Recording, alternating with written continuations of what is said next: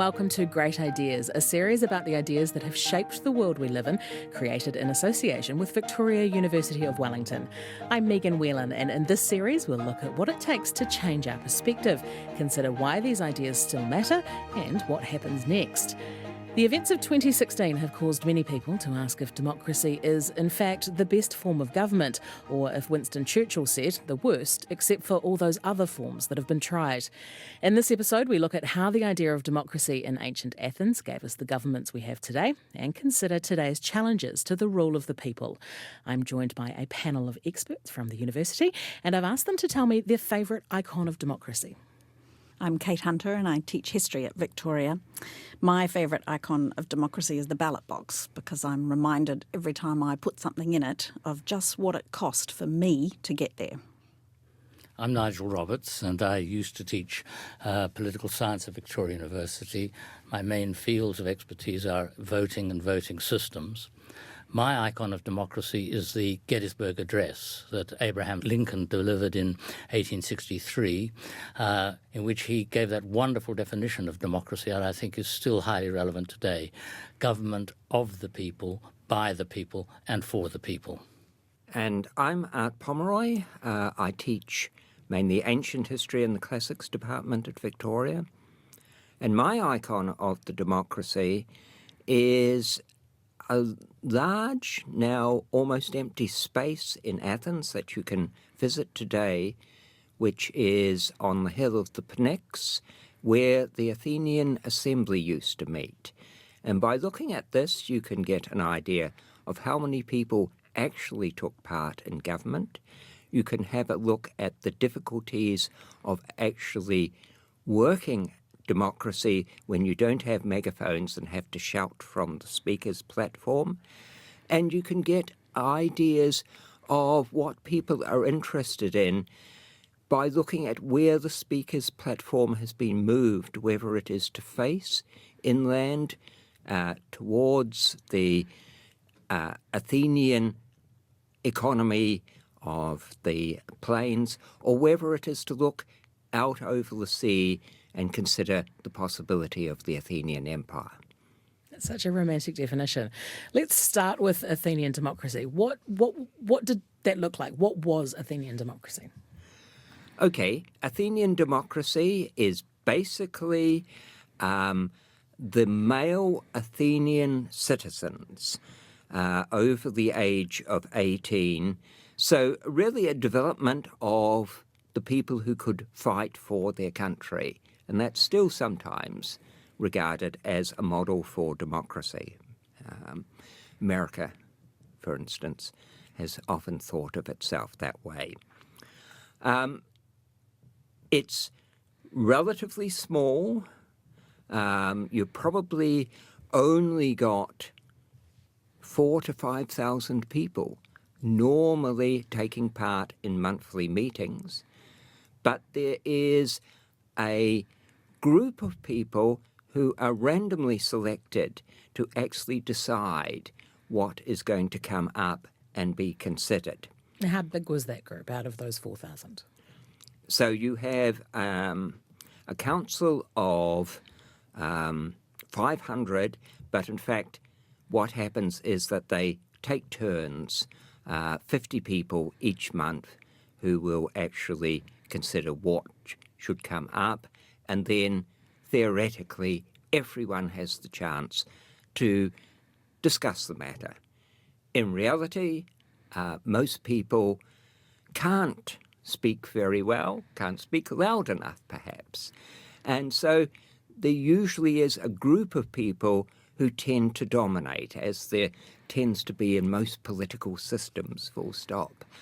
And those people may either try and win the support of the people by, in fact, saying that they are going to promise good things for them, or the other alternative, which tells you something about how people think about democracy, is you people out there are stupid, leave it to me.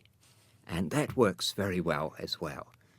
And that is essentially the two arguments about democracy, isn't it, Nigel? That it's either, and I'm going to already reference Edmund Burke. I thought it would be a while before we got to him. It's either I am your representative and I will do what you tell me, or I owe you my wisdom and my reason. Well, I think that's an extremely important statement by Edmund Burke in his famous letter to the electors of Bristol. And I do think that then really defines two different ways of running democratic institutions, in which you can have people elected on the same basis, universal adult suffrage, but one model says that what we do is we have a representative, and that representative decides for herself what the issues are, and then as electors we get to judge that representative come an election. The other is the delegate model, where the person goes to the Parliament, goes to the Assembly, goes to the Town Hall, and does what she determines or thinks the electors want, regardless of her own views. And personally, because I suppose it reflects my own bias, having been brought up in the parliamentary world, I think that actually Edmund Burke spoke a great deal of sense. He was remarkably conservative in many ways, but I think as a model of clarity about what we should do, we should be prepared in Art has already referred to the fact that even with 500 people, you have a few people come to the fore, either voluntarily or because it's their turn. But it seems to me already you were getting the idea of representative democracy. A few people were having to make those basic decisions on behalf of them all. I love Art's introduction because my field, the study of elections, is often called psephology. And the word psephos comes from the Greek word for a pebble, and the Greeks used to vote by putting pebbles in a bowl. And then they counted the number of pebbles, and whether they went out to sea, to the empire, or inland, I presume. And so I've always been so fond of reminding us of those classical Greek origins of the concept of bringing people together, giving all citizens an equal right, and then leading on to having some of them act in one way or another as representatives of the whole. What kinds of decisions were the Athenians making? Was it everything? Was it going to war and taxation, or was it water rights and how to fund hospitals? They didn't look after certainly hospitals.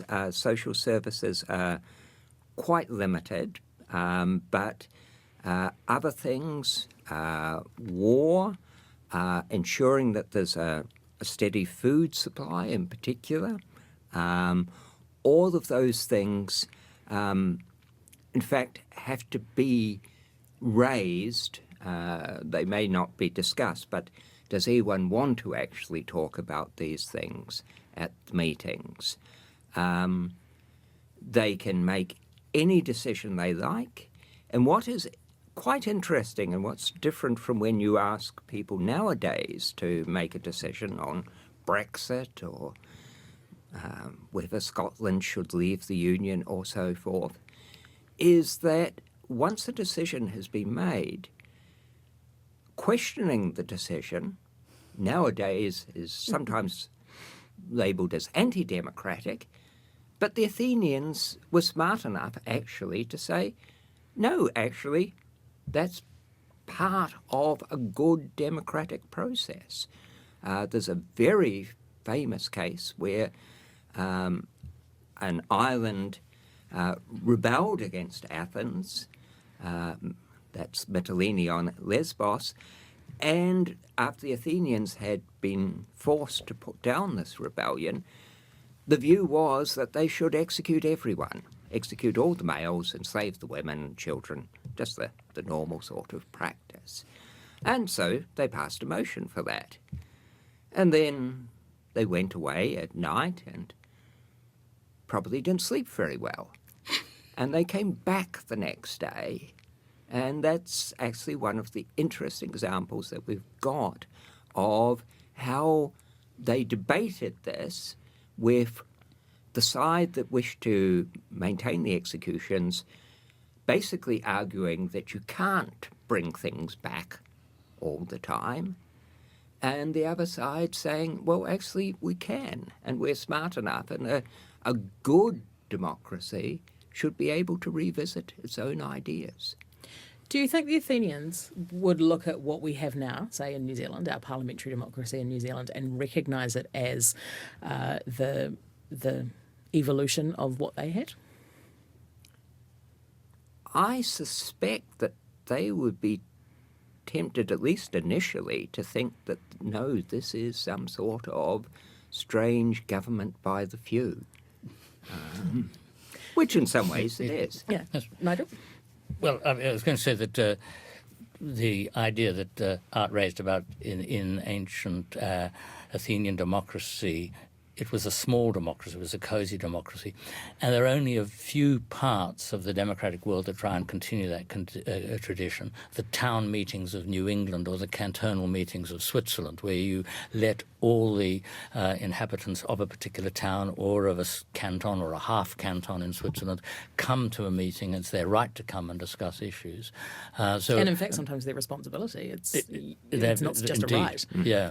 And so, I mean, and one of the things that always amuses me is that the largest state House of Representatives in the United States is in one of the smaller states in the United States. New Hampshire has a House of Representatives of 400, far bigger than California's, Texas's, or even, and that's in an attempt to maintain that town tradition. So I think, yes, the Athenians say, my gosh, what's this? Where are the town meetings? Yes. We don't have them in New Zealand. Actually, that's a very good question. Why don't we have them in New Zealand? Well, again, I think that there's a trade-off. I mean, there are, of course, many people, and this is a very common theme, and if you live in Auckland, for example, you're well aware of it, the idea that you can't have 9 different small city councils, because actually one of the things that helps citizens is having a certain size that is economically viable. You don't have repetition, and so that if you want to have a viable unit, you have to have a certain size. And this is a wonderful debate in the democratic literature. There's a great book called Size and Democracy by Dahl and Tufte that argues that.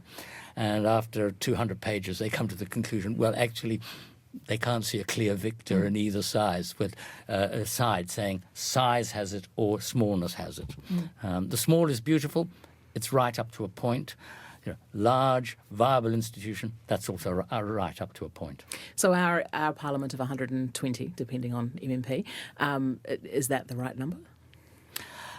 New Zealand has a parliament that is roughly the right number for our size. I mean, there are formula that kind of work out, not what the ideal size is, but what happens. And of course, the larger you are, if you are Britain or you are the United States, you have a much bigger parliament, but in terms of ratio to number of electors, a much smaller parliament. I mean, the British Parliament is over 600 members, the American House of Representatives with over 400 members. They have huge numbers of electors in their constituencies, whereas we only have about 40,000 voters in our constituencies, which, of course, in Britain or France or Italy, they'd think is just tiny.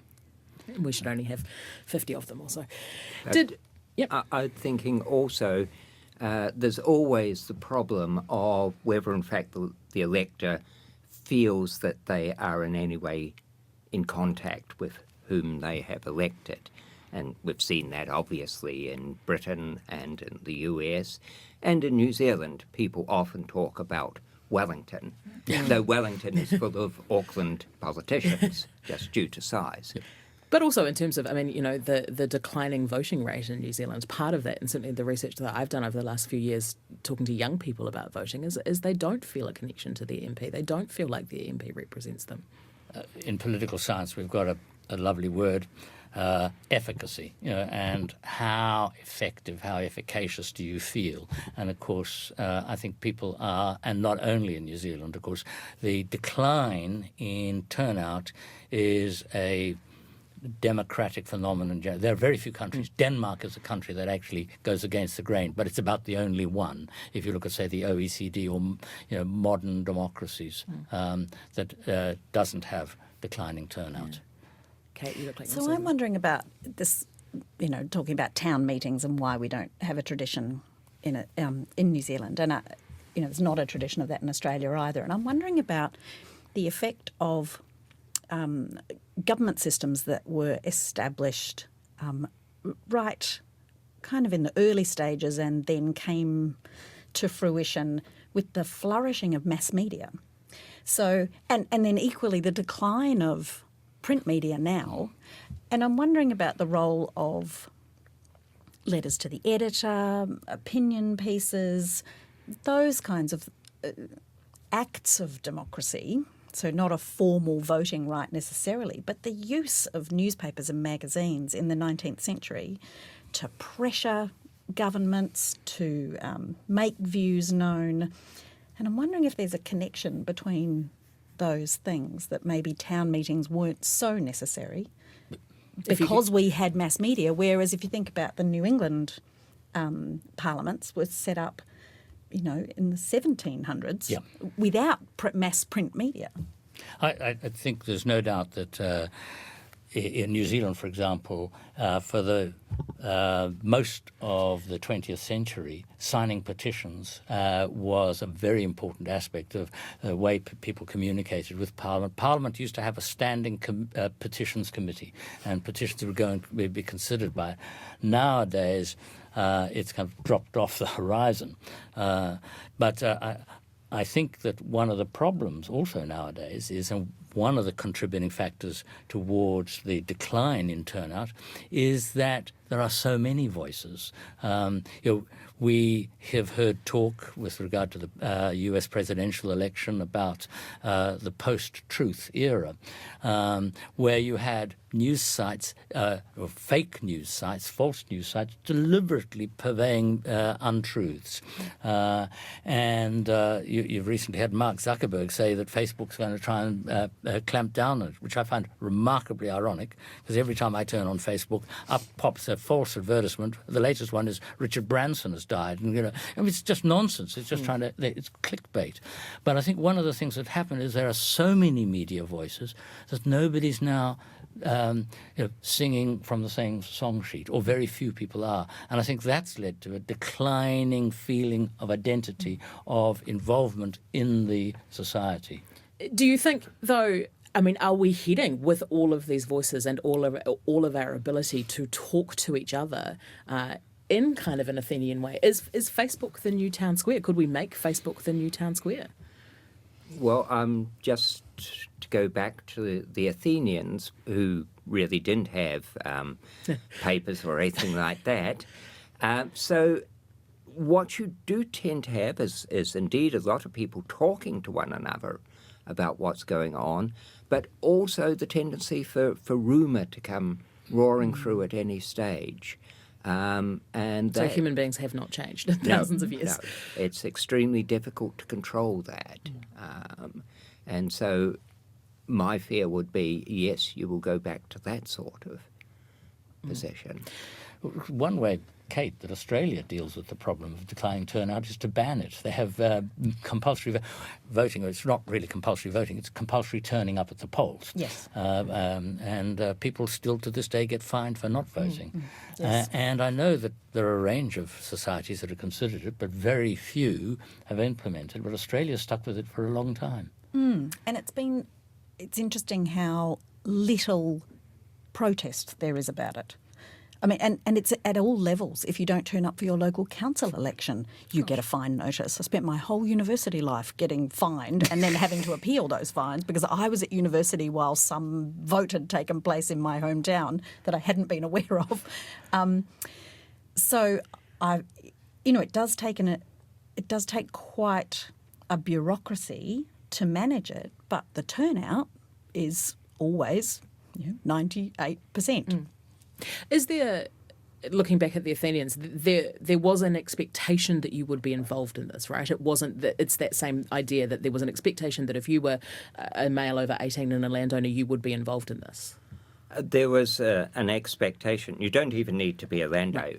If you're a male over the age of 18, the expectation is that you will be interested in these things, but the expectation also is that only a percentage, a relatively small percentage as far as we can tell, will actually turn up on the day. If something got to be enormously important, we'd have to find somewhere else to hold the meeting. You just can't hold it in the football-sized area that is actually the main meeting area. So the view, we have that ideal and the reality. And for most people, I suppose that's convenient. We don't want to actually be forced to turn up a day every month. Were there sanctions? Were there against people who didn't turn up, didn't come to meetings? No, but they did start rewarding you for turning up, i.e., here's your $10 voucher. Here's your bauble. Yeah. Did they have political parties? Did they have? Well, they probably wouldn't have been called that, but factions. Did people coalesce around ideas? People certainly coalesced around individuals that would have certain ideas. Periclean Athens is something that one thinks of with the Acropolis, and that's associated with Pericles, who was an extremely popular and obviously extremely effective politician. And indeed, there was never an Athenian politician as effective as him. Other people, clearly you could be supporting. Some people who didn't like democracy did in effect have parties, but they tended to keep that secret until there was a coup. Excellent. Because where did our parties come from, Nigel? Well, originally, in the question you asked Art, I mean, that to describe basically what parliaments in the British Empire were like in the 19th century. They generally coalesced around individuals, and whether it was the New South Wales Parliament or the New Zealand Parliament or the British Parliament. And then gradually they realised that, well, one way to get some of the uncertainty out of the way is to kind of make these groupings a bit more formal. But you know, as late as the period in New Zealand between World War I and World War II, the party situation in New Zealand was remarkably fluid. I was just reading recently about Gordon Coates, former Prime Minister of New Zealand, and he basically started off as an independent Liberal and then moved to become, of course, eventually a Reform Prime Minister, and then had a very fraught relationship with the National Party once it was formed, and was honoured by the Labour Party more than the National Party when he died. And you know, so that idea was still there in you know, as I say, the interwar period. I have to say that one thing that parties do help us considerably with is having effective government, because when you look at the United States, where the party system is remarkably fluid, the president may not have control of the House of Representatives or the Senate, and then the difficulty of getting things done. And you just compare it with Australia or New Zealand or Britain, and you know that John Key and now Bill English know that by and large, most of their programs will get through because they have the support of just over half the people in Parliament. In the case of National, 59 seats, and a few others in confidence and supply agreements. And it works. I mean, it gives us very stable government. And I think there's a lot to be said for that. And of course, that goes back to something I mentioned right at the beginning. The Athenians had to grapple with, well, are we going to put all the men on Lesbos to death or not? And who decides it? A majority. And so built into lots of systems of democracy is the idea that actually the majority will be the opinion that is carried. And I think that's a very important part. So why don't we still vote by majority? Why don't we vote? The Brexit referendum is a great example that they put this massive constitutional reform to a referendum of the people. Why don't we put things other than things like marriage equality why don't we have more regular referendums? Who wants to take that? Well, again, I think that goes back to Edmund Burke and the idea that what the representatives owe us is their judgment, and then we will judge them come an election. And I do think that the democracy that still uses frequent referendums is Switzerland. And if you think the turnout in New Zealand is low, if you think the turnout in New Zealand is dispiriting, you should see Switzerland, where they're lucky to get 40% turnout. I mean, Switzerland actually sometimes make the United States turnout look good. And it's just the overuse and people being dragged to the polls over and over. Well, dragged. They're not being dragged because they don't go. And so I think that in some ways, and we talk about voter fatigue, we actually have general elections every 3 years. A large number of countries in Europe have them every 4 years. The United States, it's a model with the presidency every 4 years. Britain, of course, has 5 years for its parliament. So we actually have quite frequent elections. And we've been having them for a very long time. We are a relatively old democracy in New Zealand. Well, there are some political scientists, Arend Leipart, a Dutchman who taught for many years at the University of California, San Diego, has described New Zealand as the world's oldest democracy. And I can almost imagine Art sitting up and protest. But I was going to have thought that might happen.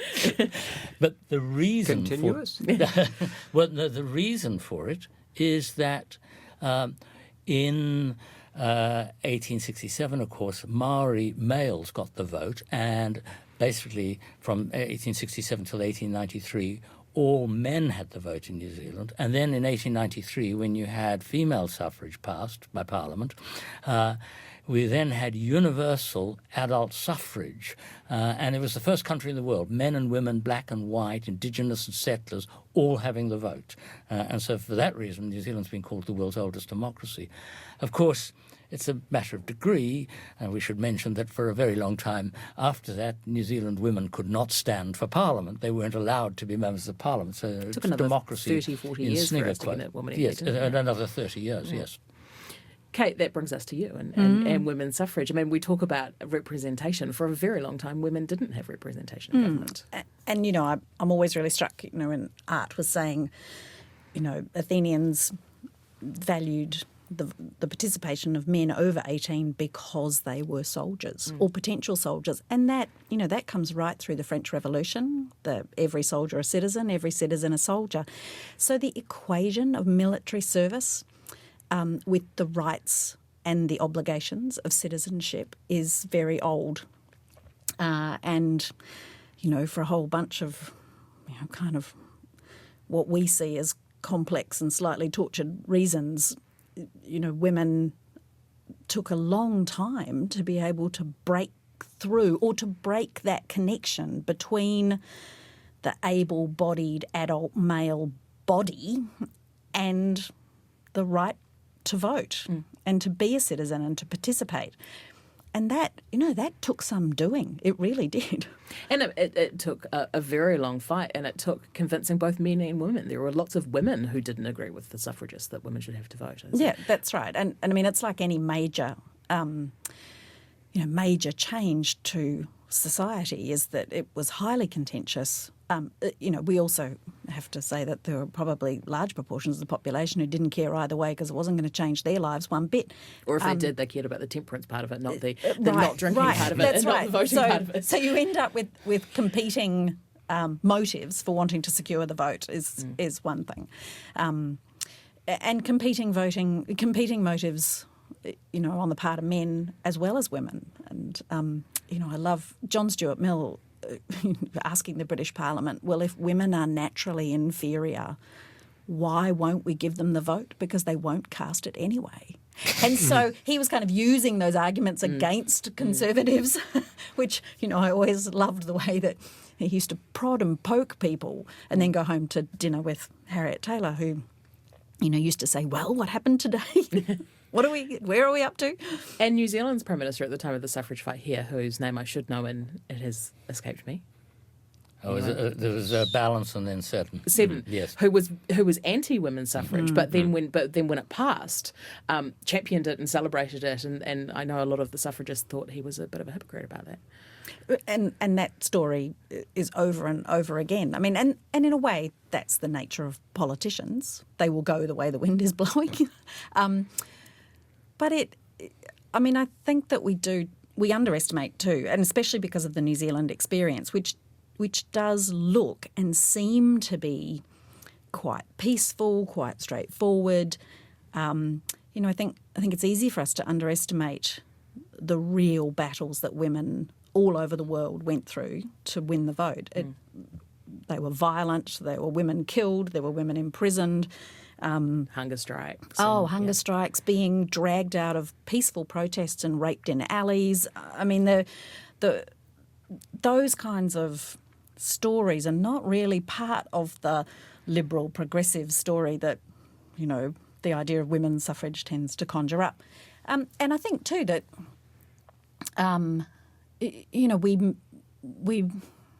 it's easy, I think, to feel slightly superior in New Zealand because of what Nigel was saying about, being the first national government in the world to grant voting rights and citizenship to Indigenous people as well as settlers. But, one of the things that political scientists in a way haven't really been able to explain is why was New Zealand so exceptional, because it really was. We did also have the first woman mayor in the world, I learned this year. In Auckland. Yes, yep. And so you do end up kind of, the more you learn about women's suffrage internationally, the more you think, how and why did this happen? Because it is really quite extraordinary. Is it something to do with that stable government, Nigel, do you think? Well, I think, going back to an earlier theme in our discussion, I think it actually has quite a lot to do with size. New Zealand was a very small society in those days, and it's actually easier in some ways to change small societies, and small societies can change more quickly. And if you consider some of the big changes that have occurred in New Zealand, the change, for example, in attitudes towards sport in contact with South Africa, and that was another real battle in which people were beaten up and hit about the head by both police and people who opposed their ideas. And then very quickly you had the change in the 1980s, and most recently the change in opinion on same-sex marriage. And so we've now had the new Prime Minister announce that, well, if the vote were to be taken again, which it won't be, he would have changed his mind and he would have voted for same-sex marriage. It's not so long ago that Helen Clark opposed same-sex marriage and supported civil unions because the country wasn't ready for same-sex marriage. And this goes back to your point right at the very beginning about the ability to change the mind, the ability to go back and do a vote again. Though one point I would say is it's often been considered that because democracy gives you something, gives you access to the assets of the state, it can also be exclusionary, that people don't want to see immigrants come in and take part of that cake. And Athenian society was extremely exclusionary, even by ancient standards. You had to have a male citizen father and a female citizen mother. And that was, so in effect, there was virtually no other way to join Athenian society. It was a closed shop. And democracy prided itself on that. I think that one very important aspect that we haven't really discussed is that one of the dangers of majority government is, of course, the tyranny of the majority. And that's why a fundamental view of democracy should also be to safeguard the rights of minorities within those polities. And that is a very important juggling act. And it's interesting that in New Zealand, when Geoffrey Palmer was Deputy Prime Minister and Minister of Justice, his own party refused to go along with entrenching and making the Bill of Rights a kind of a constitutional rights that couldn't be overturned. I mean, the Bill of Rights, as it stands in New Zealand, is on a par with the Dog Catchers Act. It can be changed by a simple plurality tomorrow.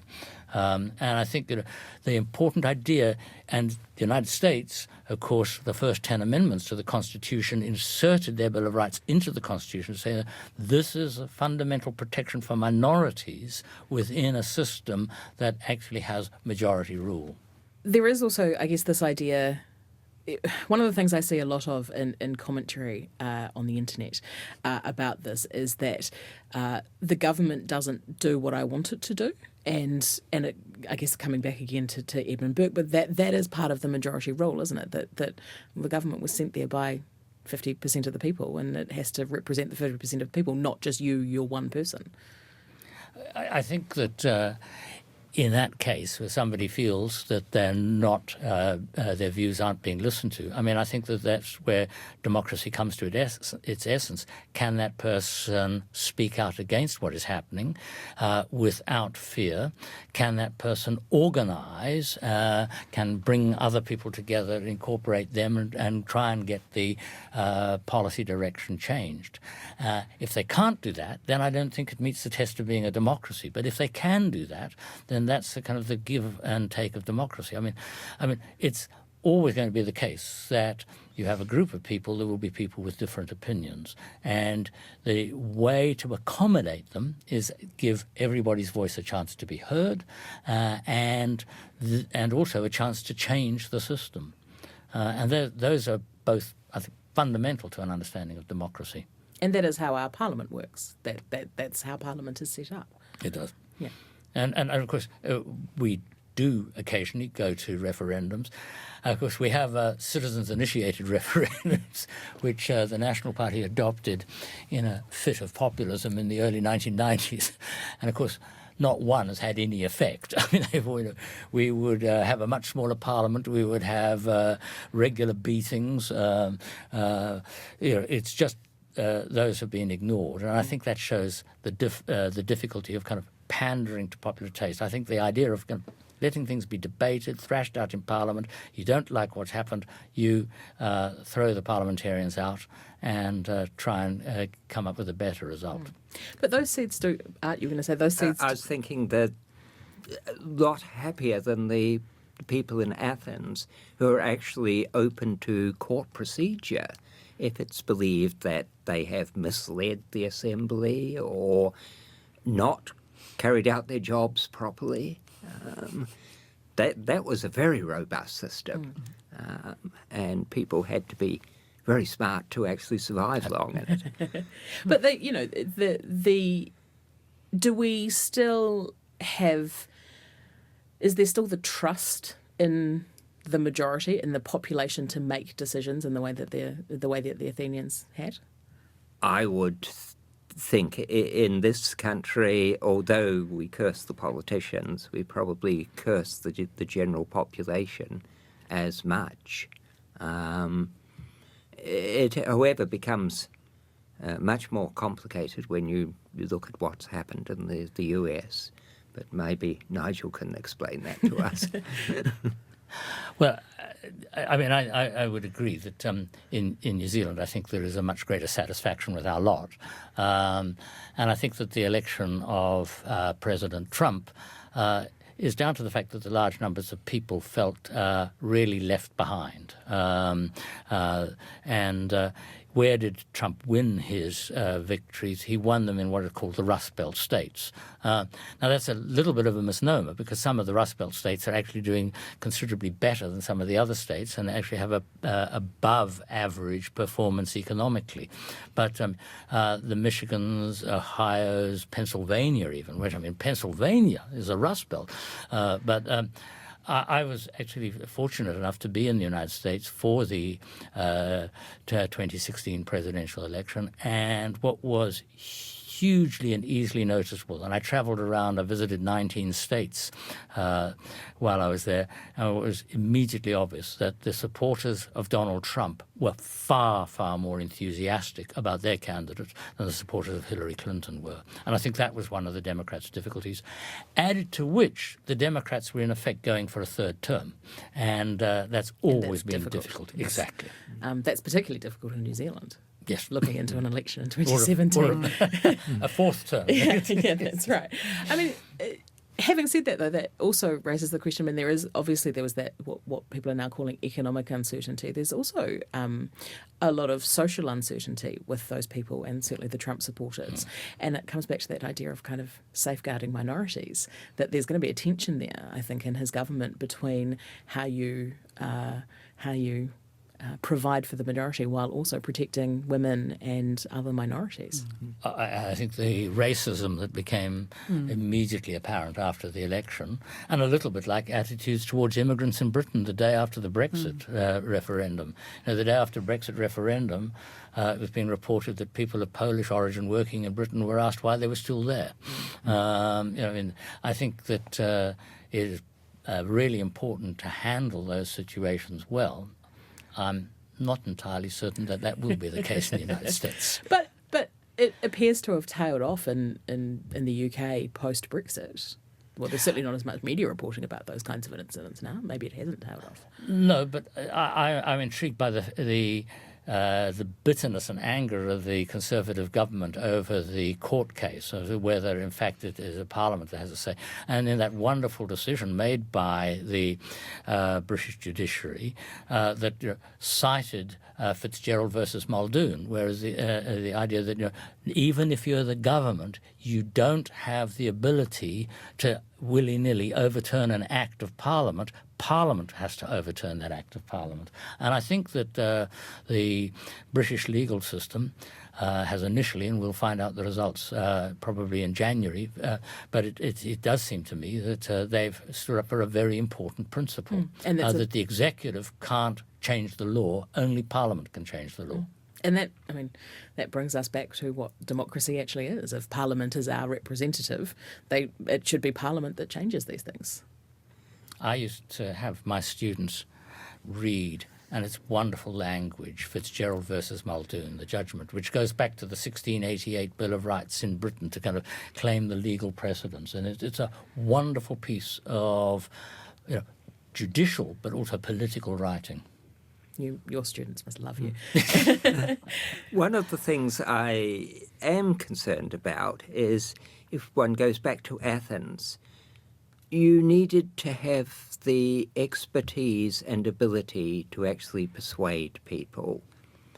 And that was not only important for politics, but in effect you get the development of Western intellectual thought because people need to obtain these skills. And I don't know how many people have gone through Nigel's or Kate's classes in preparation for a career in politics, but presumably at least some have thought that would be a useful thing. Whereas nowadays there is obviously quite a strong view that expertise is not what we want. And that is something which I find very strange. And obviously, as I'm trying to sell expertise to my students, worried. One of the things that kind of brings back to that question about referendums and majority rule is I don't know enough about most things that Parliament votes on to be able to make a decision about it.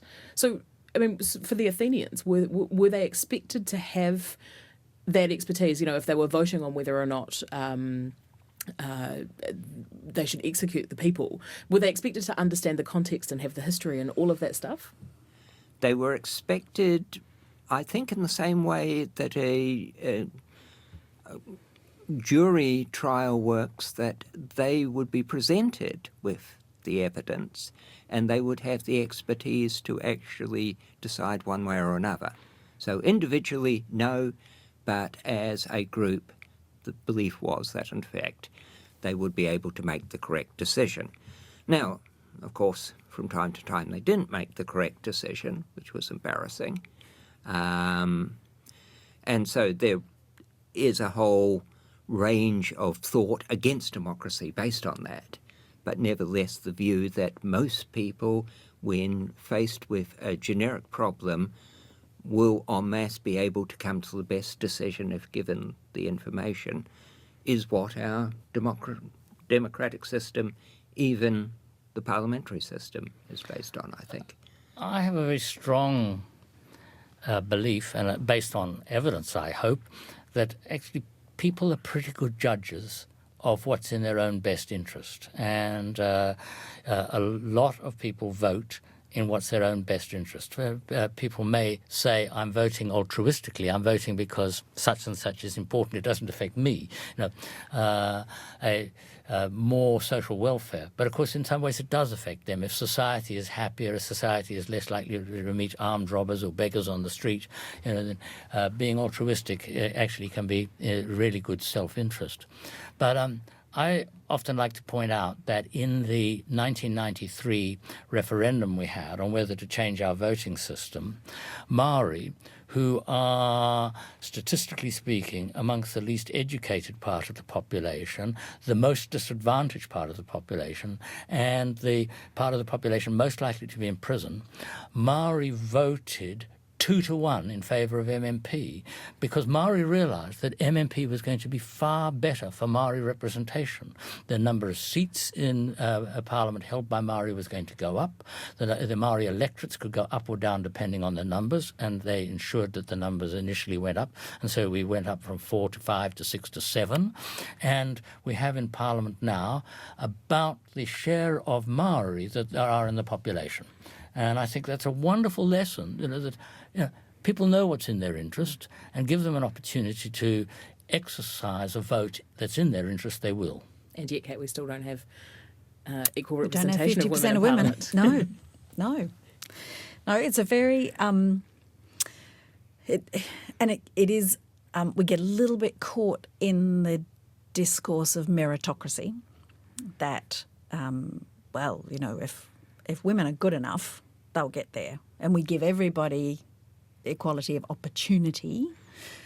And I think that it's an interesting kind of question when we start to talk about, well, okay, opportunity is one thing. What are the fences between here and the outcome? And, it's a difficult question in New Zealand. And I do think that, and I think actually it's especially difficult in New Zealand because we feel that we have a long history of equal rights for women. I've just come out of a couple of lectures in another course I'm doing on the fights for equal pay from the 1880s. And, that century more, 150 years of fighting for equal pay. Again, another really interesting, another interesting way in which the language of the law and the language of Parliament and the language of democracy actually hides quite a lot of disadvantage. It's a whole extra podcast. It's so easy. I want to sum up with, I want to go back to that quote from Winston Churchill that it's, he said, someone else said, I'm led to believe that the best democracy is the best form of government except all those other forms that have been tried. One of the themes that have come through in all of these recordings of these discussions that we've been having is that revolutions don't just start and stop. You can't put a start date and an end date on it. And I think that's one that is so especially true with democracy, that we're talking about from Athens right to now, that democracy is still rather much an experiment that is continuing. Who wants to take that?